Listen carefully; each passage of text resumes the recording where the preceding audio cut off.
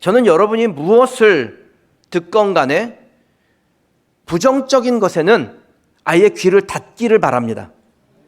저도 그렇게 살고 있습니다. 부정적인 것에는 마음을 주지 않습니다. 누가 부정적인 얘기를 하면은 아예 길게 그 사람하고는 대화를 안 해요. 제가 세가족 신방을 가면 꼭 무조건 찬송 428장을 불러요. 찬송이 얼마나 많아요? 찬송가 645곡이나 있습니다. 근데 그 중에서 이미 저하고 세가족 신방 하신 분들은 기억나실 거예요. 저는 무조건 428장만 부릅니다. 그 왜 부른 줄 아세요? 그 찬송에는 단어 하나도 부정적인 게 없어요. 내 영혼에 햇빛 비치니 주 영광 찬란해. 이 세상 그 무엇보다 그 빛 더 빛나네. 어떤 단어도 부정적인 단어를 쓰지 않더라고요. 그래서 내가 만난 성도, 처음으로 예배드린 그 성도의 가정 안에 그 자녀들에게 그의 삶의 범사에 부정적인 것은 단어조차 들어오지 말라고 의미를 딱 부여해드리고 그 찬송을 부릅니다. 제 스타일은 일이 꼬여도 자꾸 그걸 입 밖에 끄집어내서 내 마음을 부정으로 밀어넣는 것을 아예 안 하는 거예요. 뭐든 입 밖에서 꺼내면 그게 좋은 거든 나쁜 거든 그건 나의 마음에 영향을 주게 됩니다. 누가 나에게 부정적인 얘기를 하잖아요? 그럼 저는 속으로 그렇게 생각해요. 사탄아, 너는 나를 두렵게 하는 자로다. 내 뒤로 물러가라. 제가 몇 번 얘기했죠. 그러니까 목사님에게는 뭔가 안 된다, 부정적인 얘기한다라고 하면 목사님이 속으로 쳐다는 보지만 무슨 생각을 하는지를 말씀드렸으니까 괜히 저한테 와서 그런 얘기 하지 마세요. 하나님이 하신다고 결정하셨으면 되는 거죠. 많은 사람들이 하나님을 무시합니다. 근데 하나님을 무시하는 도구가 뭔지 아세요? 합리적 결정, 이성적 판단, 명료한 계산, 이런 것이 하나님을 무시하는 도구예요. 그러니까 계산기 두드려 보면 하나님께서 우리에게 당부하신 일 감당 못합니다. 하나님이 응답 주시고 확신 주셨으면 그냥 하는 거예요. 고민할 거 없어요. 하나님이 응답이 있다? 그럼 해보는 겁니다. 하나님이 얼마나 크신 분인지를 깨닫게 될 겁니다. 그리고 그런 경험들이 쌓여가면서 그게 우리에게 믿음이 되는 겁니다. 오늘 본문의 정탐꾼들 중에 10명은 부정이었죠. 2명은 긍정이었습니다. 그때 백성들은 누구의 말에 더 귀를 기울입니까? 백성들은 하나님의 약속이 깃든 그 가나안 땅에 대하여 10명의 정탐꾼이 쏟아내는 그 악평, 부정적인 말에 귀를 기울여 버립니다. 가나안 땅에 누가 사는지, 거기에 뭐가 있는지 그거 몰랐어요? 이미 알고 있는 거예요. 하나님이 그거 몰라서 정탐꾼 보낸 것도 아닙니다. 그런데 백성들은 하나님의 약속에 주목하지 아니하고 부정적인 보고를 했던 그 10명의 정탐꾼들의 말에 마음이 흔들려 버렸습니다. 그 결과 이스라엘 백성들은 누구도 약속의 땅, 젖과 꿀이 흐르는 그 가나안 땅에 들어가지 못하게 됩니다. 여호수아, 갈렙 두 사람을 제외하고는 다 거기서 죽음을 맞이했습니다.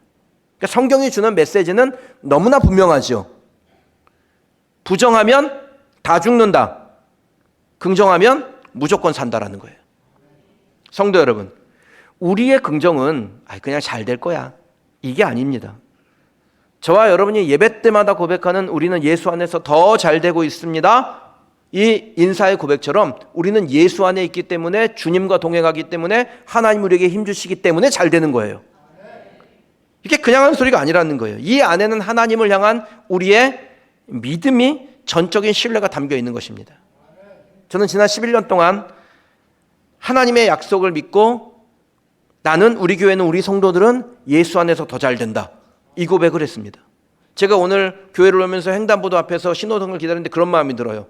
우리 교회는 지난 11년 동안 매주 전성기를 달렸는데 그 전성기를 달리기 위해서는 우리 성도들이 전성기를 살았어야 돼요. 우리 성도들이 전성기를 살았기 때문에 우리 교회가 전성기가 되었다라는 생각이 들었어요. 그래서 얼마나 감사한지 몰라요. 우리 교회는 지난 주일이 전성기였습니다. 그리고 오늘 주일 예배를 지나고 나면 오늘이 우리 교회의 가장 전성기가 될 겁니다.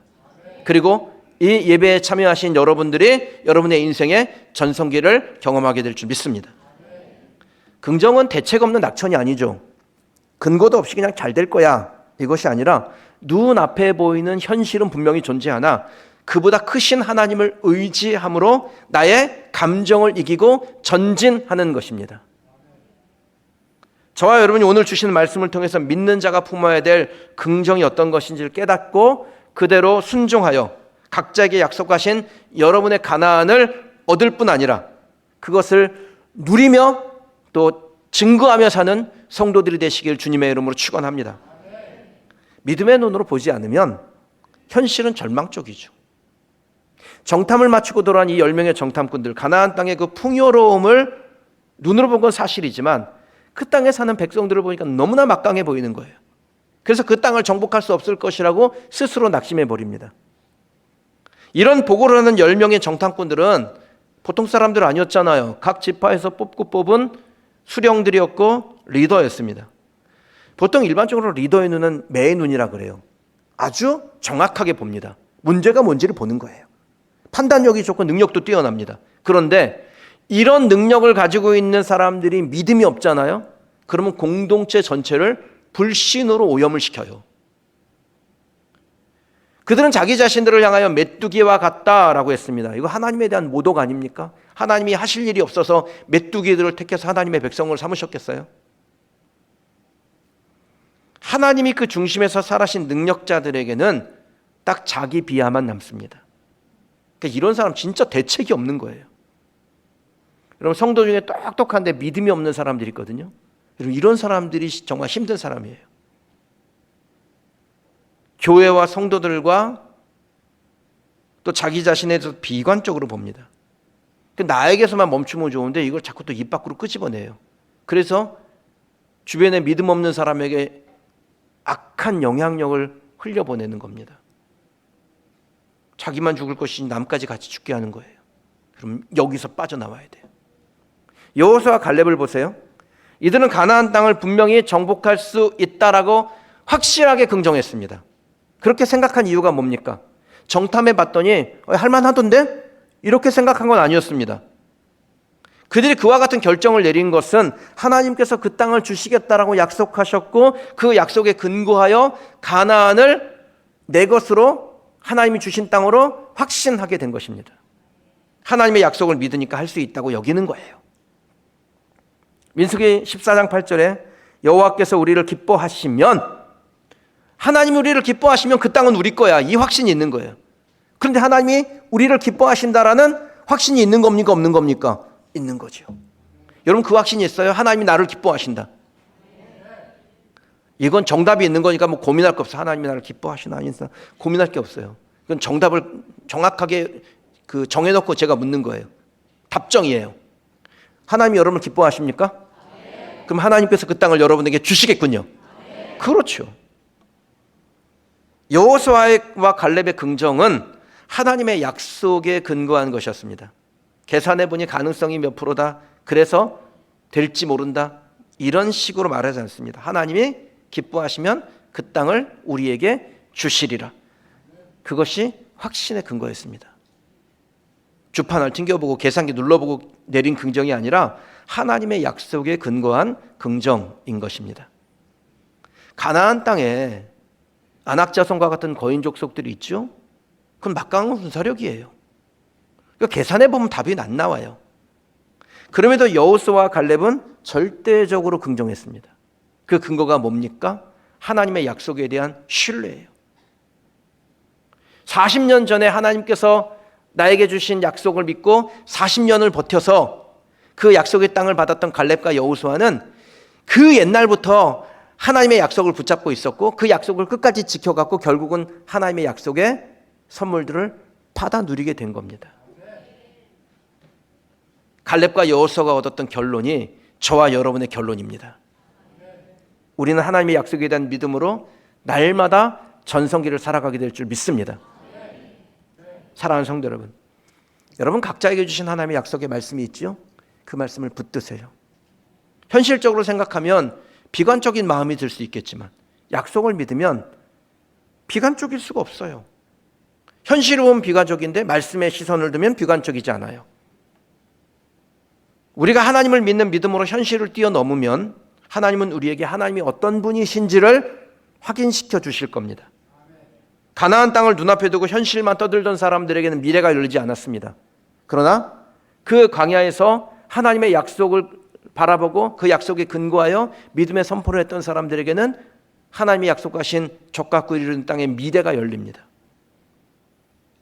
현실을 보는 사람은 광야에서 죽도록 고생하다 거기서 죽었습니다. 하지만 약속을 믿는 긍정의 사람 갈렙과 여호수아에게는 그 약속의 실제가 눈앞에 나타나고 그들이 그것을 손에 쥔 바 되었어요. 여러분, 이 갈렙과 여호수아의 삶이 여러분의 삶이 되기를 축원합니다. 이들이 얻은 결과가 여러분이 얻은 결과가 될 줄 믿습니다. 여러분들 모두가 각자에게 주신 약속을 믿고 여러분의 가나안 땅을 얻어 누리며 사막에 꽃피우는 성도 되기를 주님의 이름으로 축원합니다. 제대로 신앙을 가진 성도는 언제나 하나님 안에서 가능성을 발견해 나갑니다. 부정적인 10명의 정탐꾼들이나 긍정이었던 여호수아와 갈렙이나 똑같은 걸 보아요. 똑같이 아름답고 풍요로운 땅을 봤어요. 27절에 보니까 모세가 말하여 이르되 당신이 우리를 보낸 땅에 간즉 과연 그 땅에 젖과 꿀이 흐르는데 이것은 그 땅의 과일이니이다. 눈으로 본 거예요. 손으로 만졌습니다. 근데 이 부정적인 보고를 했던 10명의 정탐꾼들은 과연 젖과 꿀이 흐르는 그 땅이 있는 것은 사실이나 다음 말이 다르죠. 그러나 이 부정에서 빠져나오지 못하는 겁니다. 아무리 좋은 걸 보여줘도 부정적인 사고를 가지고 있으면 항상 거기서 그러나 그런데 쓸데없는 접속사를 연결해 가지고 자기의 인생을 엉망으로 만들어 간다라는 거예요. 여호수아 갈렙도 같은 말을 합니다. 그 땅에 젖과 꿀이 흐르더라. 그리고 그 다음 말이 다르죠. 그러나에 빠지지 않습니다. 다만 여호와를 거역하지 말라. 또 그 땅 백성을 두려워하지 말라. 그들은 우리의 먹이라. 그들의 보호자는 그들에게서 떠났고 여호와는 우리와 함께 하시느니라. 그들을 두려워하지 말라. 아멘. 여호수아 갈렙은 그 악한 현실 속에서 하나님의 약속을 봅니다. 하나님의 가능성을 봐요. 함께 하시는 하나님을 거역하지 않고 복종하면 반드시 그 땅을 얻는다. 그곳에서 풍요를 누린다. 이 가능성을 보는 겁니다. 똑같이 가나안의 아름다운 땅을 보았으나 하나님의 가능성을 보지 못한 사람들은 그 땅에 결코 들어가지 못하였고 오직 하나님 안에서 가능성을 봤던 두 사람은 그 땅에 들어갔다라는 것을 기억하십시오. 저는 여러분들이 날마다 여러분의 삶에서 가능성을 보길 바랍니다. 여러분 우리 교회에서 예배 드릴 때마다 우리 교회 미래에 하나님께서 행하실 일에 대한 가능성을 보시기를 주님의 이름으로 축원합니다. 하나님이 함께 하시면 가능하다는 믿음으로 우리의 일생을 바라본다면 하나님은 우리의 삶에 하나님의 위대한 일을 행하십니다. 할 수 있다 하면 된다. 이 믿음의 선포가 저와 여러분에게 날마다 고백되기를 축원합니다. 하나님 우리에게 성취라는 선물을 주실 때 두 가지의 조건이 맞아야 되거든요. 첫째는 믿음의 결단이에요. 갈렙과 여호수아는 자신들의 믿음의 결기를 모두 앞에서 드러냈습니다. 우리가 곧 올라가서 그 땅을 취하자 능히 이기리라. 이거 객관적 평가가 안 됐을까요? 안악자손이 보이지 않은 겁니까? 갈렙과 여호수아의 눈에도 그들이 보인 건 맞습니다. 다만 그들의 눈에는 키가 장대한 안악자손보다 자신들에게 약속의 말씀을 주신 하나님이 더 크고 더 위대했던 거죠. 이게 믿음이에요.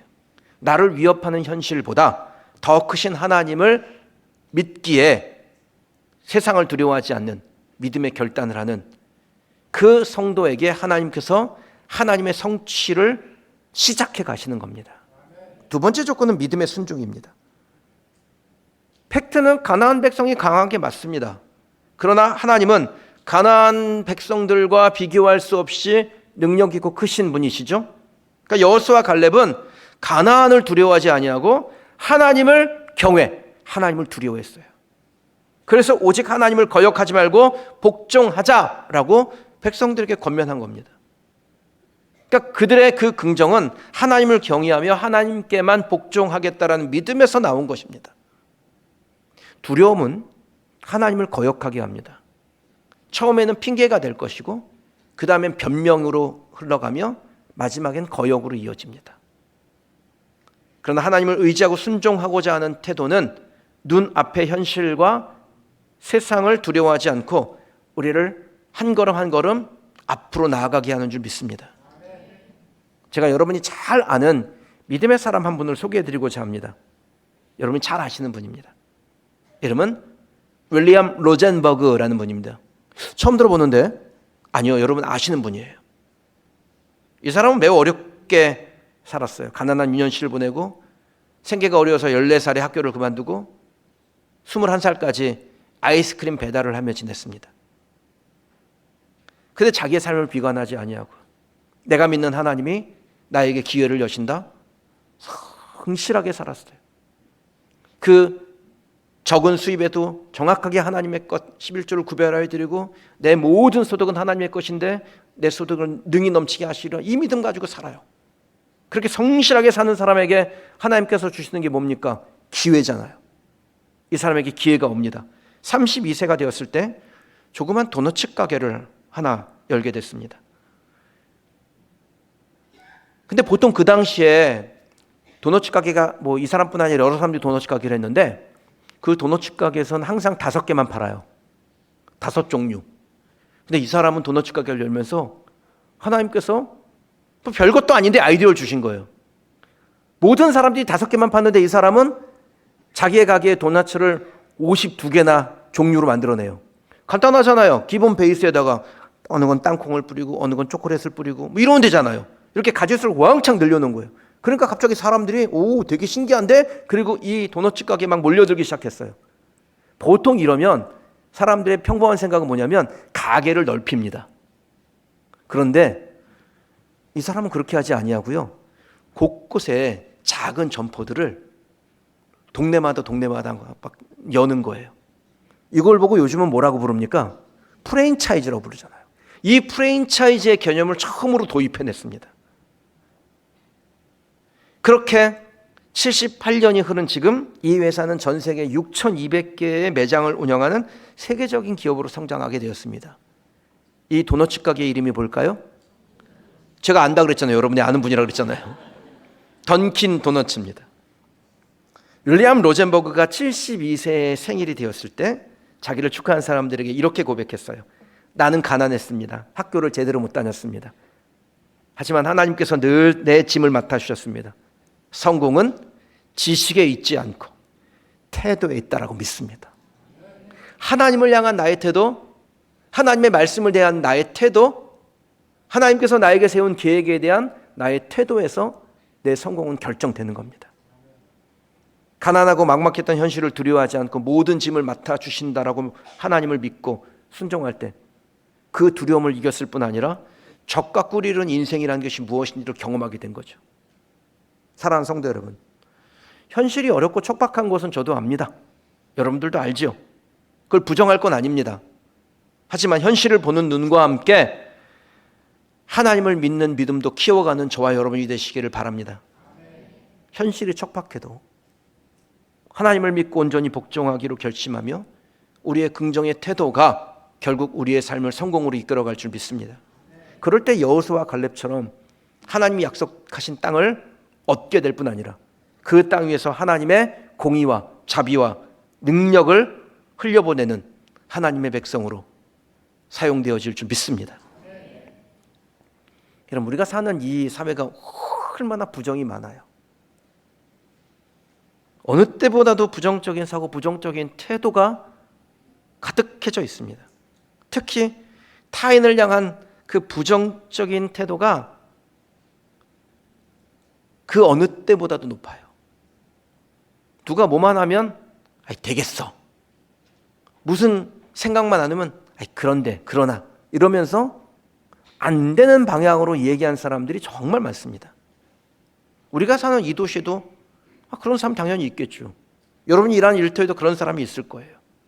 심지어는 교회도 있을 수 있습니다. 여러분, 그래서 우리가 여기에 있는 거예요.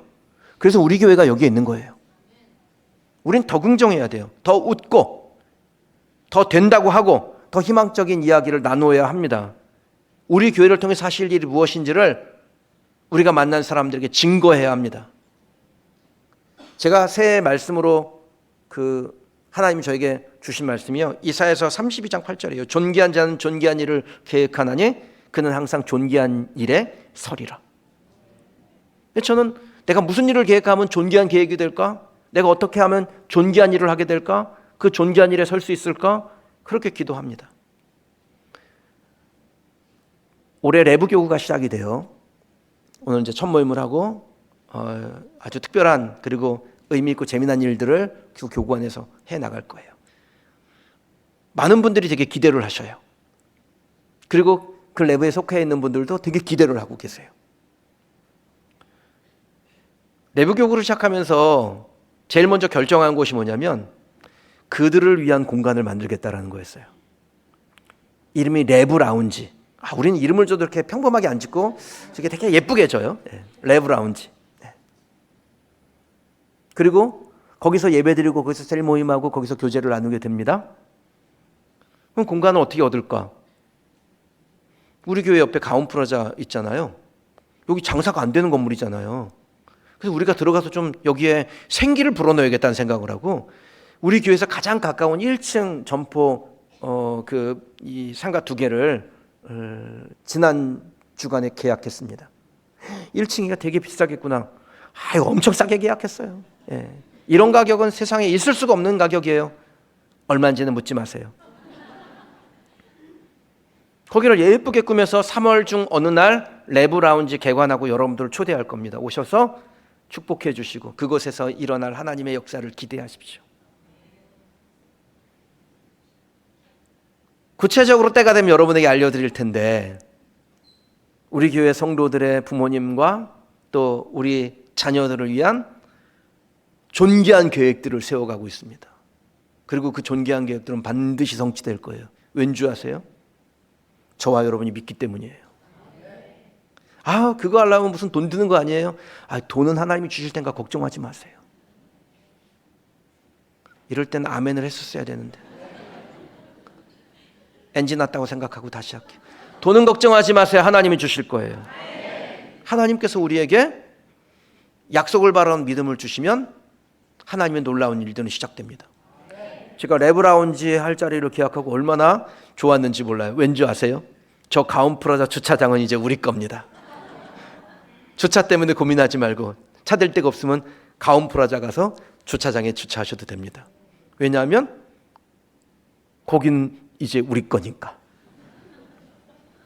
사랑하는 성도 여러분, 우리는 왜 더 긍정해야 할까요? 우리가 믿는 하나님이 긍정의 하나님이기 때문입니다. 하나님이 부정적인 관점을 가지고 계셨다면 우리는 구원받지 못했을 겁니다. 우리 얼마나 죄 가운데 있어요. 하나님 우리를 보시면서 쟤들은 도저히 안 되겠다 싶으면 우린 구원 못 받는 거예요. 그런데 그 죄 가운데 있는 우리를 보면서 구원받을 수 있겠다. 그렇게 보셨기 때문에 독생자를 아낌없이 보내시는 선택을 할 수 있었고 그 주님이 그 죽음으로부터 사망 권세로부터 부활하셔서 그 부활에 우리를 동참하게 하신 것입니다. 하나님이 그러셨으면 하나님의 자녀인 저와 여러분들도 안 된다고 할 이유가 없죠. 우리는 하나님의 약속을 붙잡고 현실을 이기는 성도가 될 줄 믿습니다. 나를 바꾸신 하나님께서 저 사람도 바꿀 수 있다. 저 도시도 바꿀 수 있다. 저 세상 바꿀 수 있다. 가능성을 바라보십시다.